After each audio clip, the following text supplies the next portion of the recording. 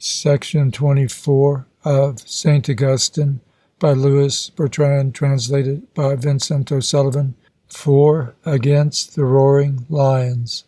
One day, this was soon after he became bishop, Augustin went to visit a Catholic farmer in the suburbs of Hippo, whose daughter had been lessoned by the Donatists and had just enrolled herself among their consecrated virgins. The father at first had shouted at the deserter and flogged her unmercifully by way of improving her state of mind. Augustin, when he heard of the affair, condemned the farmer's brutality and declared that he would never receive the girl back into the community unless she came of her own free will. He then went out to the place to try and settle the matter.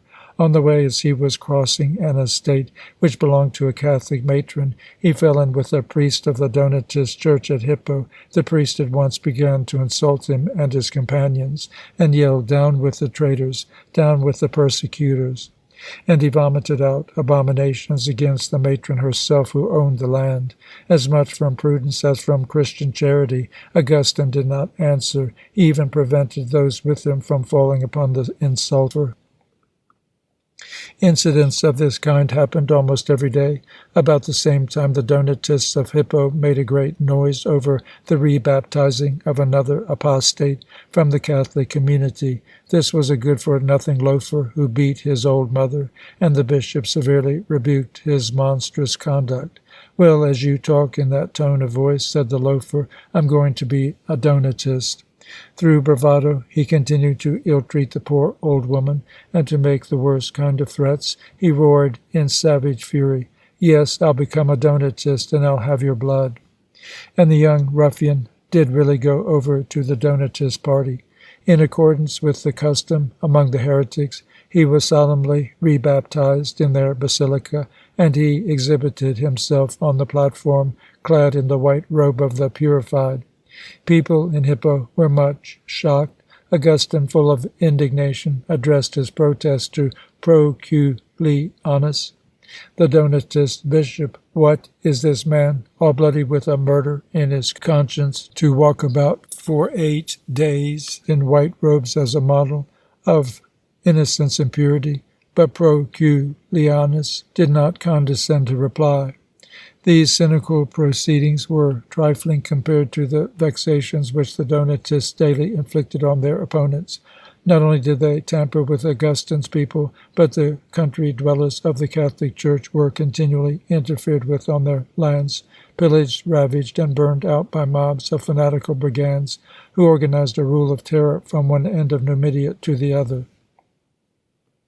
Supported in secret by the Donatists, they called themselves the Athletes of Christ. The Catholics had given them the contemptuous name of circunceliones, or prowlers around cellars, because they generally plundered cellars and grain houses. Troops of fanaticized and hysterical women rambled round with them, scouring the country like your true bacchantes, clawing the unfortunate wretches who fell into their hands, burning farms and harvests, broaching barrels of wine and oil, and crowning these exploits by orgies with the Athletes of Christ. When they saw a haystack blazing in the fields, the country folk were panic-stricken. The circunceliones were not far off. Soon they appeared, brandishing their clubs and bellowing their war cry, "Deo laudis, praise be to God." "Your shout," said Augustin to them, "is more dreaded by our people than the roaring of lions." Something had to be done to quell these furious monsters and to resist the encroachments and forcible acts of the heretics.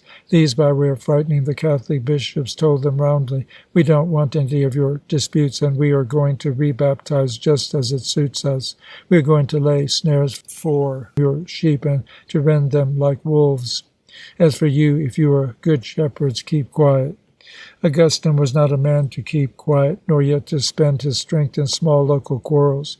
He saw big. He did not imprison himself within the limits of his diocese.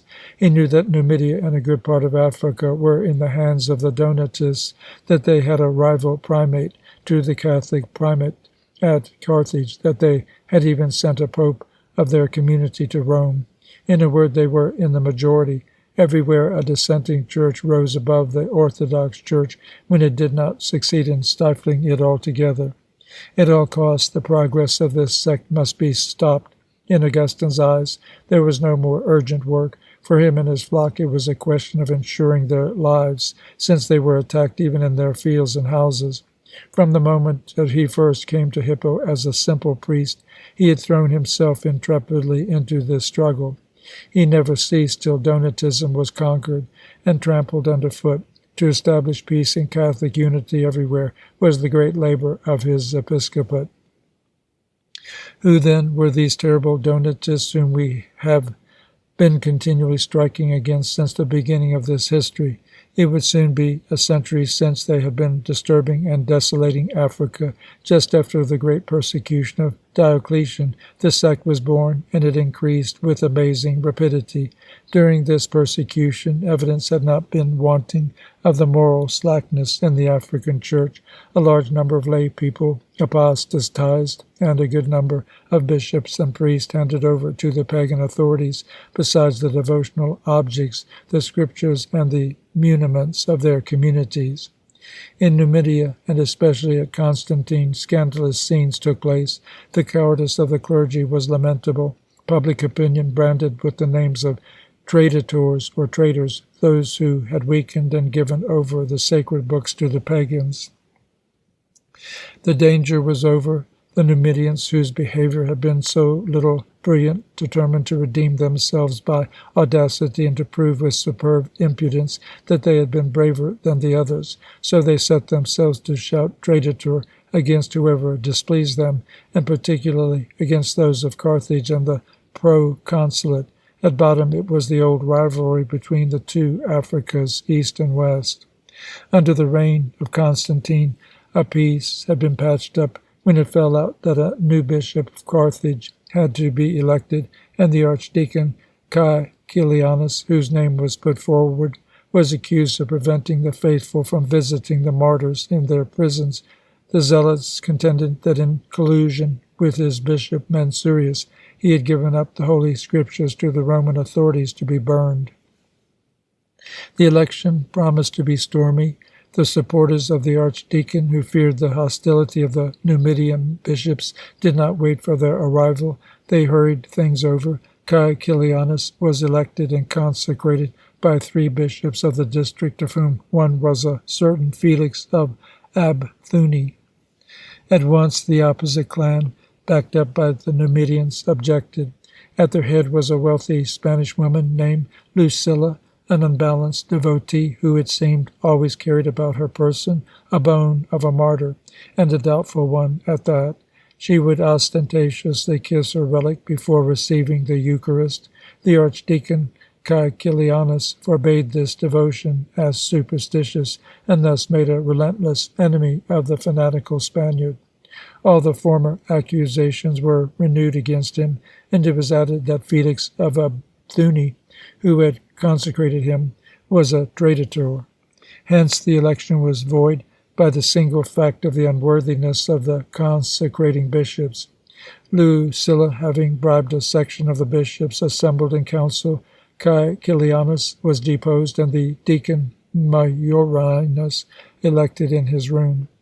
He himself was soon after succeeded by Donatus, an active, clever, and energetic man, who organized resistance so ably, and who represented so well the spirit of the sect, that he left it his name. Henceforth Donatism enters into history. But Caecilianus had on his side the bishops overseas and the imperial government. The Pope of Rome and the Emperor recognized him as legitimately elected. Besides that, he cleared himself of all the grievances urged against him. Finally, an inquiry conducted by laymen proved that Felix of Abthuni was not a traditor. The Donatists appealed to Constantine, then to 2 councils, convoked successively at Rome and Arles. Everywhere they were condemned. Moreover, the Council of Arles declared that the character of him who confers the sacraments has no influence whatever on their validity. Thus baptism and ordination, even conferred by a traditor, were canonically sound. This decision was regarded as an abominable heresy by the Donatists. As a matter of fact, there was an old African tradition, accepted by Saint Cyprian himself, that an unworthy priest could not administer the sacraments. The local prejudice would not yield. All were rebaptized who had been baptized by the Catholics, that is to say, by the supporters of the traditores.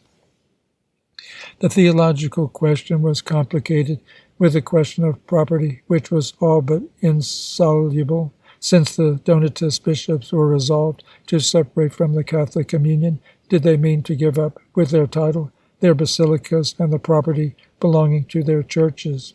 Supposing that they themselves were disinterested, they had behind them the crowd of clients and land tillers who got their living out of the church and dwelt on church property. Never would these people allow a rival party to alter the direction of the charities, to plant themselves in their fields and their gorbis, to expel them from their cemeteries and basilicas. Other reasons, still deeper perhaps, induced the Donatists to persevere in the schism.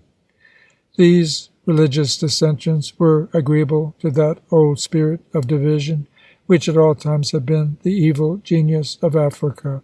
The Africans have always felt the need of segregating themselves from one another in hostile coughs.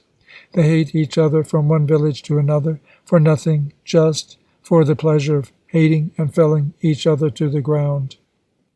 At bottom, here is what Donatism really was. It was an extra sharp attack of African individualism. These rebels brought in nothing new in dogma. They would not even have been heretics without their claim to rebaptize. They limited themselves to retain a position gained long ago, to keep their churches and properties, or to seize those of the Catholics upon the pretense that they were themselves the legitimate owners. With that they affected a respect for tradition, an austerity in morals and discipline, which made them perfect Puritans. Yes, they were the pure, the irreconcilables, who alone had not bent before the Roman officials. All this was very pleasing to the discontented and quarrelsome, and caressed the popular instinct in its tendency to particularism. That is why the sect became, little by little, mistress of almost the whole country. Then it subdivided, crumbled up into little churches which excommunicated each other. In southern Numidia, the citadels of Orthodox Donatism, so to speak, were Thimgad and Bagi. Carthage, with its primate, was the official center. But in the Byzacena and Tripolitana Reggio, there were the Maximianists and the Rogatists in Mauritania, who had cut themselves off from the great church. These divisions of the schism corresponded closely enough to the natural compartments of North Africa. There must be some incompatibility of temper between these various regions. To this day, Algiers prides itself on not thinking like Constantine, which does not think like Bona or like Tunis. Are we to see in Donatism a nationalist or separatist movement directed against the Roman occupation? That would be to transport quite modern ideas into antiquity. No more in Augustine's time than in our own was there such a thing as African nationality. But if the sectaries had no least thought of separating from Rome, it is none the less true that they were in rebellion against her representatives, temporal as well as spiritual. Supposing that Rome had yielded to them, an impossible event, of course, that would have meant a surrender to the claims of Africans who wished to be masters of their property as well as of their religious beliefs in their own country. What more could they have wanted? It little mattered to them who was the nominal master, provided that they had the realities of government in their hands. Altogether, Donatism is a regionalist reivindication, very strongly characterized. It is a remarkable fact that it was among the indigenous population, ignorant of Latin, that the most of its adherents were recruited. Such was the position of the Church in Africa when Augustin was named Bishop of Hippo. He judged it at once, with his clear-sightedness, his strong good sense, his broad outlook of a Roman citizen freed from the smallnesses of a local spirit, his Christian idealism, which took no heed of the accidents or considerations of worldly prosperity. What was Catholicism to become? An African religion, a restricted sect, wretchedly tied to the letter of tradition, to the exterior practices of worship, to reign in a little corner of the world? Did Christ die for that? Never. Christ died for the wide world. The only limits of his church are the limits of the universe, and besides, in this resolution to exclude, what becomes of the great principle of charity? It is by charity above all that we are Christians. Faith without love is a faith stagnant and dead. Augustin also foresaw the consequences of spiritual separation. He had them already under his eyes. The church is the great spring, not only of love, but of intelligence. Once cut away from this reviving spring, Donatism would become dry and stunted like a branch stripped from a tree. The deep sense of its dogmas would become impoverished as its works emptied themselves of the spirit of charity. Obstinacy, narrowness, lack of understanding, fanaticism, and cruelty. There you had the inevitable fruits of schism. Augustine knew the rudeness and ignorance of his opponents, even of the most cultivated among them. He might well ask himself in anguish what would become of the African Church, deprived of the benefit of Roman culture, isolated from the great intellectual current which united all the churches beyond seas. Finally, he knew his fellow countrymen. He knew that the Donatists, even victorious, even sole masters of the land, were turned against themselves. The fury they now satisfied against the Catholics, and never stopped tearing each other in pieces. Here was now nearly 100 years that they had kept Africa in fire and blood. This meant before very long a return to barbarism. Separated from Catholicism, they would really separate from the empire and even from civilization. And so it was that in fighting for Catholic unity, Augustine fought for the empire and for civilization. Confronted with these barbarians and sectaries, his attitude could not be doubtful for a single moment. He must do his best to bring them back to the Church. It was only a matter of hitting upon the most effectual means. Preaching, for an orator such as he was, should be an excellent weapon. His eloquence, his dialectic, his profane and sacred learning gave him an immense superiority over the defenders of the opposite side. He certainly kept in the Church many Catholics who were ready to apostatize, but before the crowd of schismatics, all these high gifts were as good as lost. The people were in no wise anxious to know upon which side truth was to be found. They were Donatists, and they were Numidians or Carthaginians without knowing why, because everybody about them was. Many might have answered like that grammarian of Constantine, who told the inquisitors with astute simplicity, "I am a professor of Roman literature, a teacher of Latin grammar. My father was a decurion at Constantine. My grandfather was a soldier and had served in the guard. Our family is of Moorish blood. As for me, I am quite ignorant about the origin of the schism. I'm just one of the ordinary faithful of the people called Christians. When I was at Carthage, Bishop Secundus came there one day. I heard tell that they found out that Bishop Caecilianus had been ordained irregularly, but I don't know who, and they elected another bishop against him. That's how the schism began at Carthage. I have no means of knowing much about the origin of the schism, because there has never been more than one church in our city. If there had been a schism here, we know nothing about it." When a grammarian talked thus, what could have been the thoughts of agricultural laborers, city workmen, and slaves? They belonged to an estate or a quarter of a town where no other faith than theirs had ever been professed. They were Donatists like their employers, like their neighbors, like the other people of the cough to which they had belonged from father to son. The theological side of the question left them absolutely indifferent. If Augustine tried to debate with them, they refused to listen and referred him to their bishops. That was the word of command. The bishops, on their side, avoided all discussion. Augustine tried in vain to arrange an argument with Proculianus, his Donatist colleague at Hippo, and if some of them showed themselves more obliging, the evasions and reticences of the antagonists and sometimes outside circumstances made the debate utterly futile.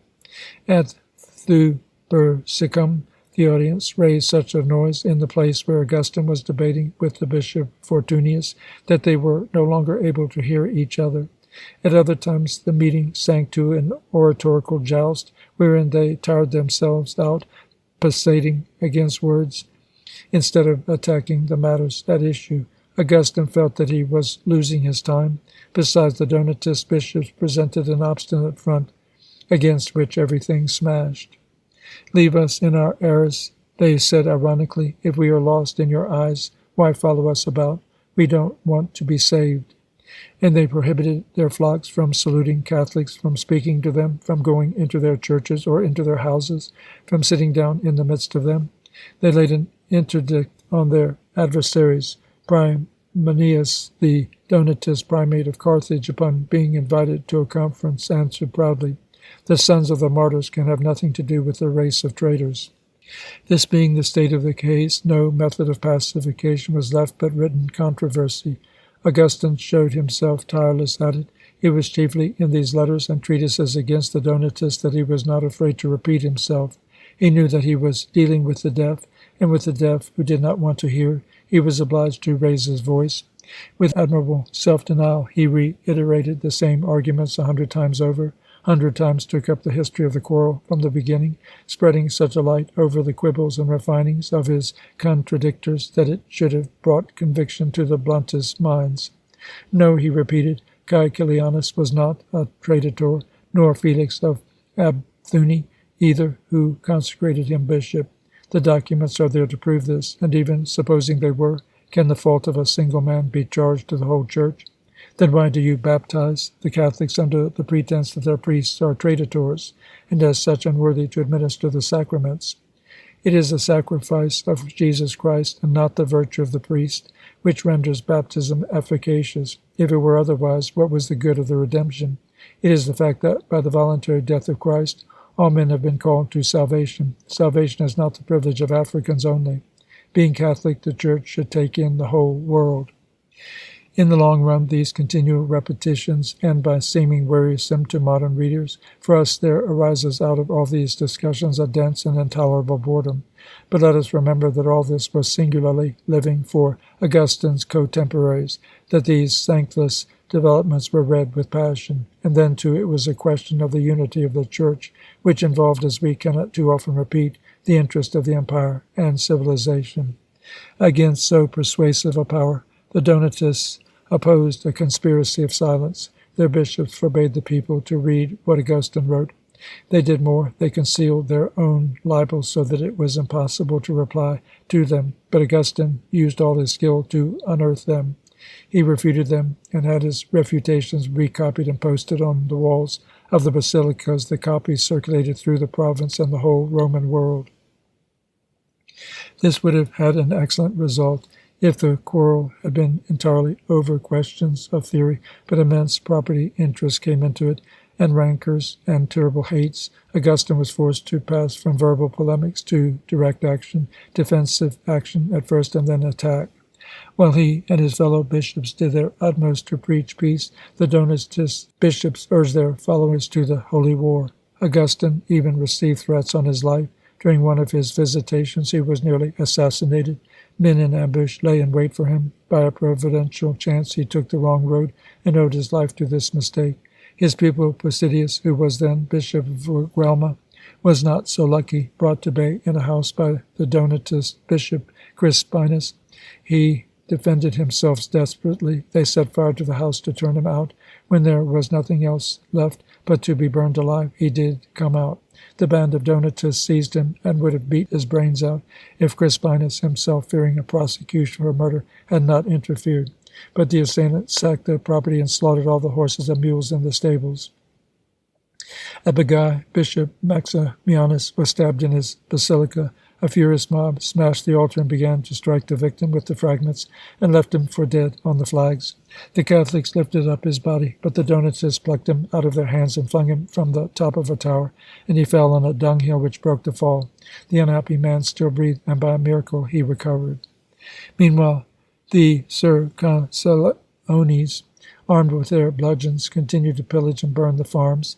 They tortured the owners to extract their money from them.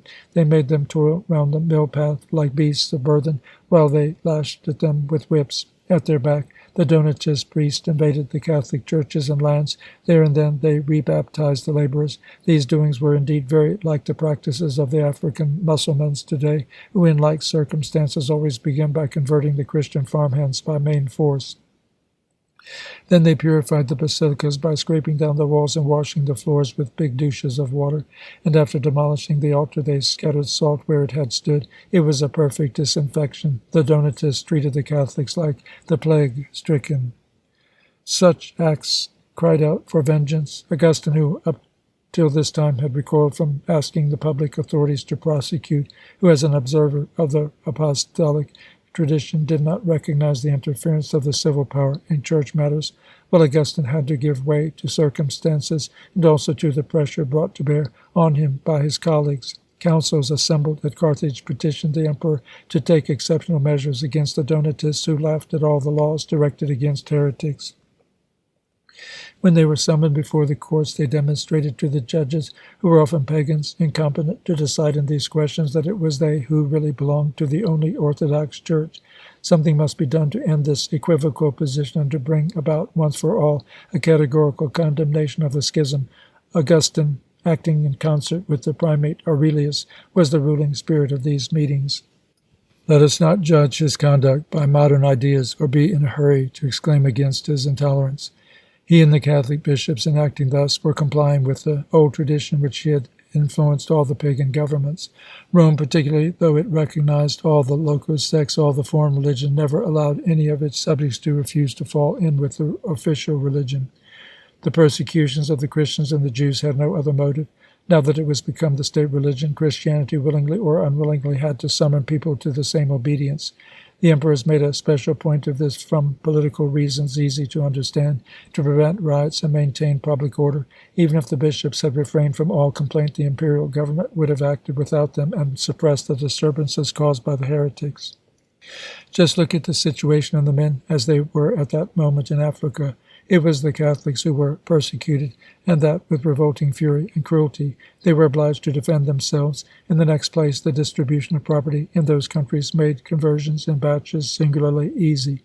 Multitudes of farm tenants, workmen, and agricultural slaves lived upon the immense estates of one owner. Without any interest in dogmatic questions, they were Donatists simply because their master was. To change these devouring wolves into tranquil sheep, it was often quite enough if the master got converted. The great blessing of peace depended upon pressure being brought to bear on certain persons. When all day and every day there was a risk of being murdered or burned out by irresponsible ruffians, the temptation was very strong to fall back on such a prompt and simple remedy. Augustin and his colleagues ended by making up their minds to do so. For that matter, they had no choice. They were bound to strike or be themselves suppressed by their enemies. However, before resorting to rigorous measures, they resolved to send forth a supreme appeal for reconciliation. The Catholics proposed a meeting to the Donatists in which they would loyally examine one another's grievances. As personal or material questions made the great bar to an understanding, they promised that every Donatist bishop who turned convert should keep his see. In places where a schismatic and an Orthodox bishop were found together, they would come to a friendly agreement to govern the diocese by turns. Where it was impossible for this to be done, it was proposed that the Catholics should resign in favor of the other. Augustin lent all his eloquence to carry this motion, which was sufficiently heroic for a good number of bishops who were not so detached as he from the goods of this world. And one must allow that it was difficult to go much further in the way of self-denial. After a good deal of skirmishing and hesitation on the side of the schismatics, the conference met at Carthage in June of the year 411 under the presidency of an imperial commissioner, the tribune Marcellinus. Once again the Donatists saw themselves condemned. Upon the report of the commissioner, a decree of Honorius classed them definitely among heretics. They were forbidden to rebaptize or to assemble together. Under penalties of fine and confiscation, refractory countrymen and slaves would be liable to corporal punishment, and as for the clerics, they would be banished. The effect of these new laws was not long in appearing, and it fully answered the wishes of the Orthodox bishops. Many populations returned, or pretended to return, to the Catholic communion. This result was largely the work of Augustin, who for 20 years had worked to bring it about by preaching and controversy. But as might be expected, he did not overdo his triumph. Without delay, he set himself to preach moderation to the conquerors, nor had he waited till the enemy was defeated to do that. 10 years before, while the Donatists were besetting the Catholics everywhere, he said to the priests of his communion, "Remember this, my brothers, so as to practice and preach it with never varying gentleness. Love the men, kill the lie. Lean on truth without pride. Fight for it without cruelty. Pray for those whom you chide, and for those to whom you show their error. However, the victory of the party of peace was not so thorough as it had seemed at first. A good many fanatics here and there grew obstinate in their resistance. The Circassianes, maddened, distinguished themselves by a new outbreak of ravages and cruelties. They tortured and mutilated all the Catholics who fell into their hands. They had invented an unheard of refinement of torture, which was to cover with lime diluted with vinegar the eyes of their victims. The priest Restitutus was assassinated in the suburbs of Hippo. A bishop had his tongue and his hand cut off. If the towns were pretty quiet, terror began to reign once more in the country places. The Roman authorities exerted themselves to put an end to these bloody scenes. They heavily chastised the offenders whenever they could catch them. In his charity, Augustin interceded for them with the judges. He wrote to the tribune Marcellinus, "We would not that the servants of God should be revenged by hurts like to those they suffered. Surely we are not against depriving the guilty of the means to do harm, but we consider it will be enough, without taking their lives or wrenching any limb from them, to turn them from their senseless tumult by the restraining power of the laws, and bringing them back to calm and reason, or in a last resort to take away the opportunity for criminal actions by employing them in some useful work. Christian judge, in this matter fulfill the duty of a father, and while repressing injustice, do not forget humanity." This compassion of Augustine was shown particularly in his meeting with Emeritus, the Donatist Bishop of Churchill, or as it was then called, Mauritanian Caesarea, one of the most stubborn among the irreconcilables. His attitude in dealing with this uncompromising enemy was not only humane, but courteous, full of graciousness, and of the most sensitive charity. This fell out in the autumn of the year 418, 7 years after the great conference at Carthage. Augustine was 64 years old. How was it that he, who had always had such feeble health, undertook at this age the long journey from Hippo to Caesarea? We know that the Pope Zosimus had entrusted him with a mission to the church of that town. With his tireless zeal, always ready to march for the glory of Christ, the old bishop doubtless saw in this journey a fresh opportunity for an apostle. So he started off in spite of the roads, which were very unsafe in those troublous times, in spite of the crushing heat of the season. The end of September, he traveled 600 miles across the endless Numidian plain and the mountainous regions of the Atlas, preaching in the churches, halting in the towns and the hamlets to decide questions of private interest, ever pursued by the thousand business worries and by the squabbles of litigants and the discontented. At last, after many weeks of fatigue and tribulation, he reached Churchill, where he was the guest of Deuterius, the Metropolitan Bishop of Mauritania.